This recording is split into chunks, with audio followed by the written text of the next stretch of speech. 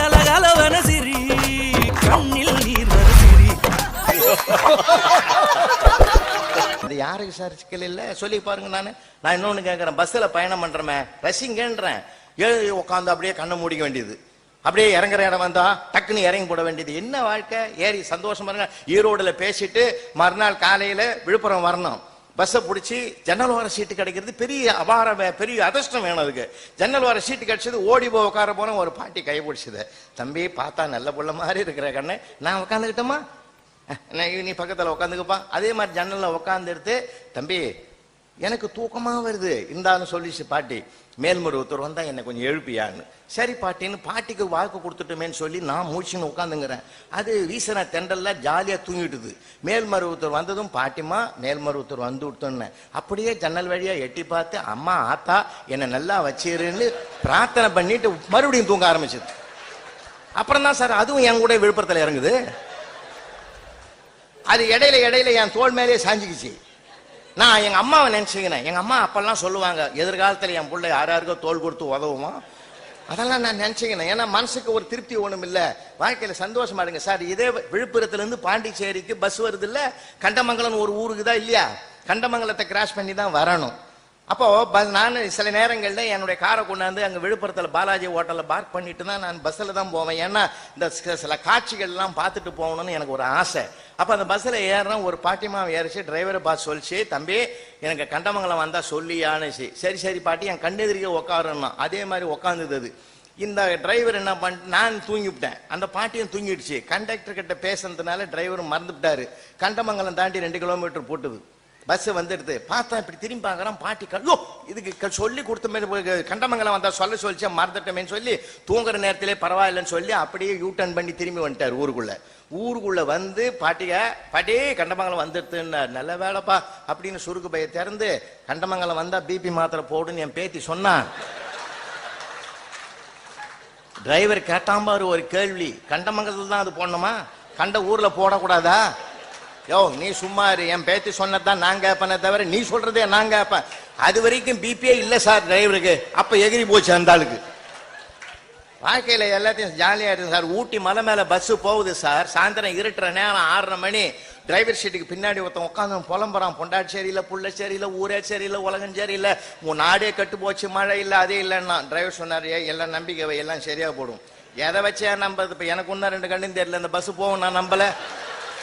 அவ்வளவுதான் சார். அவன் ஆஃப் ஆயிட்டான். முருகா இந்த பஸ் போகணும். ஏன்னா அந்த எல்லாத்தையும் மறந்துட்டான், பொண்டாட்டியை மறந்துட்டான், பிள்ளைய மறந்துட்டான், ஊரை மறந்துட்டான், நாட்டை மறந்துட்டான், உலகத்தை மறந்துட்டான். இந்த பஸ் ஒழுங்கா போச்சு. ஏன்னா அது அவன் சம்பந்தப்பட்ட விஷயம் இல்லையா, அவன் உயிர் சம்பந்தப்பட்ட விஷயம். மனுஷனுக்கு மனுஷன் துன்பம் வந்துகிட்டே தான் சார் இருக்கும், சிக்கல்கள் வந்துகிட்டே தான் இருக்கும். அதனால தான் மகாபாரதத்துல எல்லாருக்கும் பரிசு கொடுக்கிறார் கிருஷ்ண பரமாத்மா.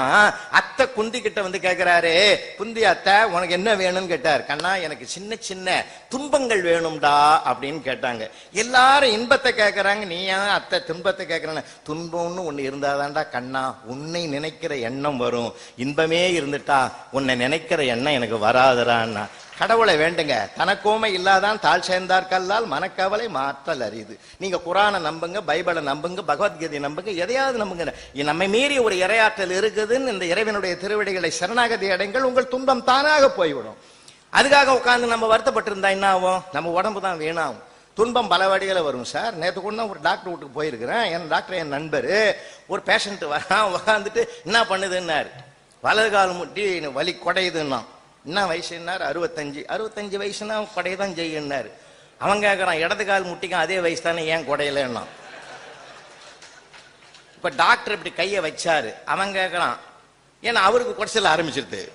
இப்படி வச்சாரு பாரு, வலிக்கிற மாதிரி இருக்குதான்னா. அவன் ஆமான்னாரு. நீ பயப்படாத, அது வாயு சம்பந்தப்பட்ட வலி, ஹார்ட் ப்ராப்ளம் கிடையாது. யார் டாக்டர்? இவன் சொல்லிங்கிறான். வாயு சம்பந்தப்பட்ட வலி, இஞ்சி தட்டி டீ போட்டு சாப்பிட்டா சரியா போடும், எனக்கு கூட ஒரு 1/2 கப் அம்மா கிட்ட சொல்லுன்னா. சரி இப்ப இந்த நல்லா ஆகணும்னா என்ன பண்றதுன்னா, டெய்லி 4 கிலோமீட்டர் நடன்னாரு டாக்டர். நடக்கிற காரியமா சொல்லன்னா அவன். அப்புறம் டாக்டர் மனுஷன் இல்லையா, கோவம் வருமா வராதா, ஏய் நீ நடக்கலாம் காரியம் நடக்கும்ட்டாரு. அதனால வாழ்க்கையில எந்த இடத்துல சார் இல்ல, எல்லா இடத்துலயும் பிரச்சனை இருக்குது சார். இன்னைக்கு நம்ம பேச மறந்துட்டோம் ஐயா, பேச மறந்துட்டோம். வீட்டுக்குள்ளேயே பேச்சே கிடையாது சார். இப்போ இல்ல ஒரு டெலிபோன் உள்ள இருந்தது, 10 பேர் வழியில வாசல்ல உட்காந்துன்னு இந்த வெய்ய காலத்துல வசந்த தென்றல்ல உட்காந்து பேசுவான்.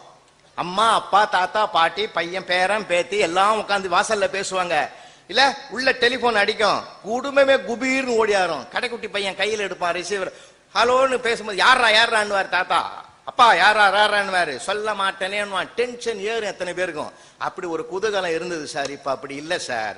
அம்மாவுக்கு ஒரு செல்லு, அப்பாவுக்கு ஒரு செல்லு, பையனுக்கு ஒரு செல்லு, பொண்ணுக்கு ஒரு செல்லு. அப்பனுக்கு செல்லு வந்தா தெரு பக்கம் ஓடுறான், அம்மாவுக்கு செல்லு வந்தா கிச்சனுக்கு ஓடுது, பொண்ணுக்கு செல்லு வந்தா பெட்ரூமுக்கு ஓடுது, பையனுக்கு செல்லு வந்தா மொட்டை மாடிக்கு ஓடுறான்.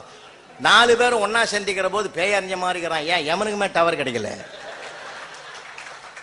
இல்ல வெளியில இருக்கிறவனை உள்ள கூப்பிட்டுதியா டெலிபோனு, உள்ள இருக்கிறவனை வெளியே அனுப்புதியா செல்போனு. நாளைக்கு வர்ற கருவி நம்மளை என்ன கொண்டு போய் எங்க நிக்க வைக்கணும் நமக்கே பயமா இருக்கு. அதனால தான் நான் சொல்றேங்க, உறவு கருவிகளை பயன்படுத்துங்க, உறவுகளை நேசிக்க பழகுங்க. நேசிக்க பழங்க சார். பணத்தை பேங்க்ல டெபாசிட் பண்றோம், வட்டி போடுறது இல்ல. பாசத்தை குடும்ப உறுப்பினரிடத்தை டெபாசிட் பண்ணுங்க, வளர்ந்துகிட்டே வரும் சார். நமக்கு ஆதரவு கூடிக்கிட்டே வரும் சார். அவன் நம்மளை வாழ்த்திக்கினே இருப்பான், நல்லா இருக்கணும் அவன் நல்லா இருக்கணும். நம்ம எல்லாத்தையும் மறந்துட்டோம். நம்ம குடும்பமே அப்படித்தானே சார் இருந்தது. ஒரு குதூகலத்தை நோக்கி நம்ம பயணப்பட்டிருந்தோம் சார். இப்பதான் நம்ம பாக்குறோம் குறைகளை விமர்சனம் பண்றோம். யார் 2 பேர் சேர்ந்தாலே குறைகளை பத்தி தான் பேசுறோம். நிறைகளை பேசுவோமே, நிறைகளை நம்ம பேசினாலும் 36 வருஷம் ஆசிரியரா இருந்தவையா ஐயாவெல்லாம் எங்களுக்கெல்லாம் சீனியர் குருநாதர். எங்களுக்கெல்லாம் பாத்தீங்கன்னா நான் ரொம்ப ரசிப்பேன் சார். பையனை ரசிப்பேன் நான். எங்க இக்கு விட்டு போச்சு இச்சு விட்டு போச்சுன்னு கேட்ட கதையே கிடையாது. அவன் எழுதுவான் சார். கவிதை என்ன அழகா எழுதுவான் தெரியுமா உங்களுக்கு? நல்லா ரொம்ப ரொம்ப மறக்க முடியாத கவிதைகள்லாம் எழுதியிருக்கான் சார். ரோட்ல ஆக்சிடென்ட் நடக்கிறத பத்தி ஒருத்தன் எழுதினான் சார். சுசுகிக்கும் யமகாவுக்கும் போட்டி, ஜெயித்தது ஆம்புலன்ஸ். இதை விட என்ன சார் எழுத முடியும் 2 வரியில? அவன் என்ன பிரில்லியண்டா இருக்கிறான் தெரியுமா? நீங்க அவன் சிந்தனையாளனான்னு பாக்குறான். எட்டயபுரத்தில் பிறந்தவரை பற்றி குறிப்பு வரீங்கன்னு ஒருத்தன் எழுதிக்கிறான் சார். எட்டயபுரத்தில் யாரோ பிறந்திருப்பார், நீ யாரை பற்றி கேட்கிறான்னு கேட்டிருந்தான். அவனுக்கு ஃபுல் மார்க் போட்டான் சார், 2 மார்க் போட்டான். ஏன் தெரியுமா? அவன் தான் சிந்திக்கிறான். 39 பேரும் பாரதியார் எழுதலாம், யோசிக்கல. படிக்கிறான் பாத்தீங்களா, வாசிக்கிறான் பாத்தீங்களா கேள்விய. 18ஆம் நூற்றாண்டில் வாழ்ந்தவர்களை பற்றி குறிப்பு வருகிறான். அனைவரும் ஆண்டு விட்டனர் எழுதலாம். ஃபுல் மார்க் போட்டேன். ஏன் அப்படி ஒரு ஆளை காட்டுன்ட்டானா நான் என்ன பண்ணுவேன்? கண்டிப்பா காப்பான் சார். அவன் இருக்கிற காலமே வேற. கூகுள்ல கேட்கிற காலம், மனுஷனை கேட்டு வழி கேட்டு பயணம் பண்ண காலம் போய் கூகுள்ல பார்த்து நாம பயணம் பண்ற காலம். பேசாத காலத்துல நம்ம பேசுறான்டான்னா அதை பாராட்டணும்ன்றது என்னுடைய அபிப்பிராயம். ஏன்னா எதையுமே நம்ம மகிழ்ச்சியா எடுத்துக்கோமே. அவன் போய் விரோதம் பார்க்க கூடாது சார். அவன் அந்த அளவுக்கு பிரில்லியண்டா இருக்கிறான். இன்னைக்கு 5 புலன்கள் அடங்கினால் என்ன வரும்னு கேட்டு இருந்தேன். எங்க வாத்தியார் சொல்லி கொடுத்தாரு ஞானம் வரும்னு. இவன் சொல்றான் ஆம்புலன்ஸ் வரும்னு எழுதுறான். 5 புலன்கள் அடங்கினா ஆம்புலன்ஸ் வரும்னு. சார் நான் சொன்னேன்ல 4ஆம் கிளாஸ்ல ஓராசிரியர் பள்ளி சார். நான் அவர் வந்தா ஸ்கூலு, வரலன்னா லீவு, அந்த மாதிரி இருந்தது. கோவிந்தசாமி செட்டியார் உண்மையிலேயே அந்த மனிதர்கிட்ட தான் நான் பாடம் படிச்சேன். உயரமா இருப்பார் சார். அவர் என்ன பண்ணுவாரு, இந்த மாதிரி சித்திரை மாசத்துல கிளாஸ் வைக்கிற போது நாங்கெல்லாம் போய் உட்காந்துக்கிறோம். இன்னைக்கு என்னடா பாடம்னார். சயின்ஸ் பாடம் சார்னா. சயின்ஸ்ல என்ன பாடம் லெசன் சொல்றான்னார். மனிதனை பத்தி பாடம் படிங்கடான்னாரு. நான் தான் எப்பயுமே கிளாஸ்ல படிக்கிறாள். அப்படி படிக்கிறதுனாலதான் ஒருவேளை பிற்காலத்தில் பேச்சாளனாக வந்தனோ என்னமோ. அன்னைக்கு அது ஒரு முகூர்த்த குறி போட்டவரே என் ஆசிரியர் தான். அப்படியே நம்ம படிக்க ஆரம்பிச்சோம் பாருங்க. நான் படிச்சுக்கினே இருப்பேன், பசங்க கேட்பாங்க. திடீர்னு அவர் என்ன பண்ணாரு, எனக்கு உடம்பு சரியில்லடா ஒரு மாதிரியா இருக்குதான்னு சொல்லி சட்டையை அவுத்துட்டு பனியனை அவுத்துட்டு கட்ட பென்சில் அப்படி சாஞ்சா இருப்பாருங்க. 5 நிமிஷத்துல அப்படி தூக்கம் வந்த மாதிரி இருக்கும். அந்த நேரத்துல ஜீப்பு சத்தம், டெப்டி இன்ஸ்பெக்டர் வந்துட்டாரு வாசல்ல. அலறி அடிச்சு எழுந்து வந்தவர் எங்க வாத்தியார் பயப்படல சார். எப்படிப்பட்ட மகான் பாருங்க. எங்க முன்னாடி வந்தார், கட்டின 4 முழ வேஷியோட அப்படியே நின்னாரு. நின்னுட்டு சொன்னாரு, டேங்கெல்லாம் பாரு வயிறு. ஏய் புருஷோத்தமா நல்லா பாரி, விலா எலும்பு, நுரையீரல், இருதயம். டெப்டி இன்ஸ்பெக்டர் ரிவேர்ஸ்ல போய் உள்ளே வரல, கார்ல உட்கார்ந்து கண் கலங்குறாரு. டிரைவர் கேட்டான் என்ன நடந்தது. அந்த தெய்வத்தை கூப்பிடு. யார எங்க ஆசிரியர். எங்க ஊரு ஒண்ணும் தெரியாத மாதிரி போறாரு. ஐயா ஒரு பையனை கூப்பிட்டு சட்டையா விட்டு பாடம் நடத்த வேண்டியவர் உன் சட்டையா விட்டுட்டு நடத்துறேன்னா இந்த வருஷம் அவார்டே உனக்கு தாயா. ஒன்னு ஞாபகம் வச்சுங்க, நாம் நாமாக இருக்கிற வரையில் சந்தர்ப்பத்தை சூழ்நிலையை நமக்கு சாதகமாக்கி ஜெயித்து கொண்டே இருக்கலாம். நமக்குள் நாம் தான் பயணம் பண்ணணும். நமக்குள் இன்னொருத்தர் பயணம் பண்ணக்கூடாது. இன்னொருத்தர் நம்ம மனசுல குடியேறிட்டான்னா போச்சு. ஏன்னா மனம் என்பதுதான் நமக்கு தீர்மானிக்கிறது. இந்த மனதை மட்டும் பறி கொடுத்துறாதீங்க. 15 வருஷத்துக்கு முந்தி நான் திருப்பதிக்கு போயிருந்தேன், ஏடுகொண்டல வாட தரிசனம் பண்றதுக்கு. 8வது ஷெட்ல போட்டு வச்சிருந்தான். எவ்வளவு நேரம் ஆகும்னா 10 மணி நேரம் ஆகும்னா. ஏழுகுண்டல வாடா வெங்கட்ரமணா கோவிந்தா கோவிந்தா ஜனங்களோட ஜனங்களா கோஷம் போட்டுன்னு சரணாகதி போட்டு சீக்கிரம் தரிசனம் கிடைக்கணும். 10 நிமிஷம் கிட்ட போயிட்டேன் சார். பாழும் கண்ணு சும்மா இல்லை. அப்படியே பார்த்தது கோவிந்தா நம்பர் பார்த்துட்டேன். ஜெயந்தி ஐ லவ் யூன்னு ஒருத்தன் எழுதி போய்க்கிறான் மண்டபத்து மேல. உடனே புத்தி போயிடுச்சு, யார் அந்த ஜெயந்தி? அவன் லவ் நிறைவேறாதனால தானே பெருமாள் கிட்டே எழுதி வச்சுக்கிறான். ஒருவேளை நிறைவேறிச்சா நிறைவேறலையா பெருமாள் என்ன பண்ணாரோன்னு நினைக்கிறதுக்குள்ள வெளியே வந்துட்டான்யா. தூக்கின்னு வந்துட்டான் ஜருகண்டி ஜருகண்டி ஜருகண்டின்னு. 10 மணி நேரமா காத்திருந்து 10 நிமிஷத்துல பெருமாளை பார்க்காமலே வெளியே வந்தனா இந்த மனசை பறி கொடுத்தது ஒரே ஒரு அவலந்தாயா. மனசு நம்மகிட்டே இருக்கணும் சாமி. மனசை நம்மகிட்டே வச்சிருங்கய்யா. நான் விளையாட்டுக்கு சொல்லல, நம்ம மனம்தான் எதையும் தீர்மானிக்குது. அதுதான் எண்ணங்கள் சொல்றான். எண்ணங்கள் சொற்களை தருகிறது, சொற்கள் செயல்களுக்கு ஆதாரமா இருக்குது. அதனால நம்ம மனசை சுத்தமா வச்சிருப்போம். அதை மாசை போட்டு அதை அடிக்க வேண்டாம். எப்பயுமே அது தூய்மையா இருக்கட்டுமே. நல்ல எண்ணமா இருந்தா எல்லாத்தையுமே நம்ம ரசிக்கலாம். மகாகவி பாரதி உலாவிய மண்ணியா இந்த மண்ணு, அருமையான மண்ணு இந்த மண்ணு. சாதாரணமான ஆள் இல்ல, ஒரு பிரபஞ்சத்தினுடைய மகாகவி நடமாடிய புண்ணிய பூமி இது. அவன் சொன்ன வார்த்தை என்ன தெரியுமா? எத்தனை கோடி இன்பம் வைத்தா எங்கள் இறைவா இறைவா. எல்லாத்தையும் ரசிங்க சார். ஏன் வருத்தப்படுறீங்க? என்னை விடவா உங்களுக்கு வருத்தம் வரப்போகுது? என்கிட்ட படிச்ச பையனை பின்னாடி குரம்பட்டில் சாயந்தரம் 6:30 மணி இருட்டுற நேரத்தில் போய்ங்கிற பின்னாடி இருந்து குரல் கொடுக்குறான். சார் ஐயா வணக்கம், நல்லா இருக்கிறேன். நான் ஆளை திரும்பி பார்க்குறேன், மலமலன்னு உயரமா இருக்கிறான், அடையாளம் தெரியல. என்ன தெரியலையா சார்? நான் தான் சார் ரங்கநாதன். இன்னமும் உங்ககிட்ட தான் படித்தேன், வேலை இல்லாமல் சுற்றி கிடக்குறேன் சார். நல்ல வேலை, ஏன் நல்ல நேரம், அங்கே யாருமே இல்லை. இந்த வணக்கம் எனக்கு தேவையா? கொஞ்சம் யோசனை பண்ணி பாருங்க. சில அதிர்ச்சியெல்லாம் வரும் சார். இதை விட ரசனையானதும் இருக்கலாம். தேனாம்பேட்டை சிக்னல்ல என்கிட்ட படிச்ச பையன் ஒருத்தர் இருக்கலாம். நான் கார்ல அப்படியே வர்ணா கார்ல அப்படி அப்படி அப்படி யூ டர்ன் பண்ணி இப்படி வர்றேன். பார்த்துட்டான், ஐயா வணக்கம் அப்படின்னா. கண்ணாடி இறக்கிட்டு சொன்னேன், புருஷோத்தமா நீ தானே 8th B செக்ஷன் சார்? அப்படியே ஞாபகம் வச்சிருக்கீங்க சார். போங்க சார், உங்களுக்கு பிரில்லியன்ட் தானா? சரி சரி வாடான்னு இப்படி ஒதுக்க, எப்படா இருக்கிற நல்லா இருக்கிறேன் சார். வகுப்புல அன்னைக்கு நீங்க சொன்னீங்களா, அது அப்படியே நடந்து போச்சு சார் நம்ம லைஃப்ல. என்னடா சொன்ன? ஒரு நாள் நீ நடத்தல நிப்படான்னு சொன்னீங்க சார். 5 வருஷமா இங்கதான் சார் நிக்கிறேன். அவன் எப்படி ரசிக்கிறான் பாத்தீங்களா? ரசனை தான் சார் வாழ்க்கையில வேணும். நம்ம என்னைக்காவது பாராட்டி இருக்கிறோமா? சாப்பாடு போடுறாங்களா, பரிமாறுறாங்களா சார்? அது பரிமாறுறதெல்லாம் மறையேறி போச்சு. இப்போ அது வேற போயிட்டு அதெல்லாம் முடிஞ்சு போச்சு. சமாச்சாரம் முடிஞ்சு போன தலைமுறையில தான் நடந்தது அதெல்லாம். இப்பெல்லாம் அதெல்லாம் கிடையாது. சீரியல் பார்க்கும்போது அன்னைக்கு நண்பனே ஒருத்தன் சொன்னான், எனக்கு விளம்பரம் தான் சோறு போடுதுன்னா. பரவாயில்ல, விளம்பர கம்பெனி வச்சிருக்கிறான். அதெல்லாம் ஒன்றும் இல்லை, ஒவ்வொரு விளம்பரத்துக்கு தான் சோறு குழம்பு தனித்தனியாக வரும். நல்ல வேலை இன்னும் 4 விளம்பரம் சேர்த்து போட்டான்னா ரொம்ப நல்லா தான் இருக்கும். ஏன்னா இன்னைக்கு அப்படித்தான் இருக்குது. அதே மாதிரி தான் ஒரு விளம்பரம் வரும்போது சீரியலை விட இன்னைக்கு அவ்வளோ இழுத்து இருக்குது சார். பெண்களை வெளியில டாஸ்மாக்கு நம்ம ஆளுங்களை இழுத்துக்குது, வீட்டுக்குள்ளே சீரியல் அவங்களை இழுத்துக்குது.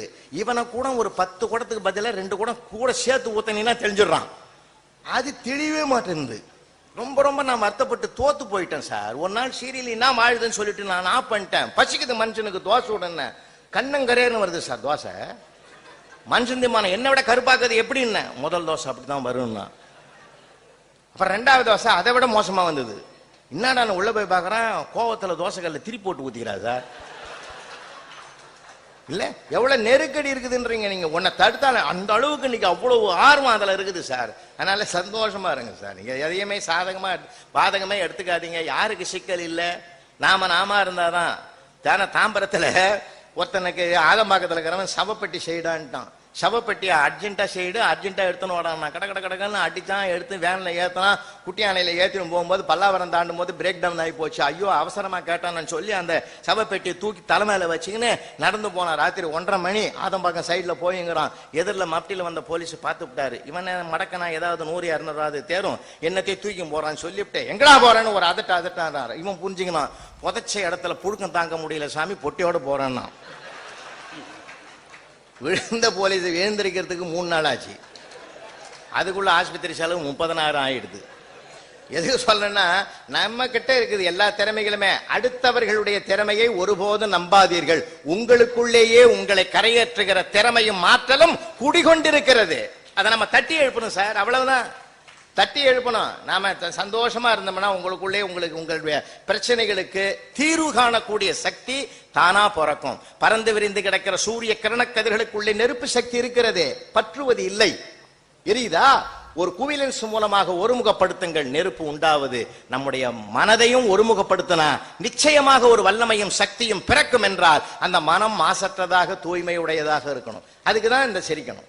கலகலகலன்னு சிரிச்சுனே இருங்க. வாழ்க்கையில கேட்டதுக்குள்ள ரசனை, அந்த ரசனை தான் சார் மனிதனுக்கு. அவன் தான் ஒரு மனிதனை உயர்த்திக்கிட்டே இருக்கும். எவ்வளவு நாங்கெல்லாம் ஒருத்தர் சிரிக்க வைக்கிறது, பேசுறது, பட்டிமன்றத்தில் பேசி ஜெயிக்கிறதுலாம் சாதாரணமான விஷயமா? 30 வருஷமா மேடையில பேசுங்கிறோம்னா இதுக்கு எத்தனை படிகளை நாங்க தாண்டி இருப்போம் சார். சார் அன்னைக்கு ஒரு மேடையில பேசுறேன், பெரியோர்களேன்னு பின்னாடி இந்த குரல் வருது, பெரியோர்களே. நான் மைக் செட்டு கரெக்ட், என்னப்பா எதிரொலி வருதுன்னு. அவர் எதை டெஸ்ட் பண்ணிட்டு சரியா தான் இருக்குதுன்னாரு. தாய்மார்களே என்ன, மறுபடியும் தாய்மார்களேன்னு வருது. எப்பா சரியில்லைப்பான்னு, நீங்க பேசுங்க சார். சங்க இலக்கியம், இடைக்கால இலக்கியம், தற்கால இலக்கியம் இவை அனைத்துமே மானுடத்தை செம்மைப்படுத்துவதற்காக வந்தவை. என்ன பின்னாடி குரல் வருது. இம்மா நீட்டா சொன்னா நான் எப்படி திருப்பி சொல்றது? அப்புறம் தான் ஒரு ஆள் படுத்துங்கிறான் சார் பின்னாடி, திரைக்கு பின்னாடி அவன் படுத்துக்குன்னு என்ன எதிரொலி பண்ணினுக்கிறான், மிமிகிரி பண்ணிக்கிறான். அவனை பார்த்தேன், உத்து பார்த்தேன், அவன் மேல தப்பு இல்லை. அவனுக்குள்ள போன அரசாங்கம் பேசுது, அவன் என்ன பண்ணுவான் பாவம். சரி நானும் விட்டுட்டேன், ரசனேன். ஏன்னா வாழ்க்கையில நீங்க மேடை தோறும் நம்ம குற்றம் குறைகள் எல்லாம் வேணான்னு சொல்லிவிட்டு நாம இது பண்ணலாமா? நிறைய பேர் மனசுக்குள்ளே வச்சுங்கிறான் தெரியுங்களா?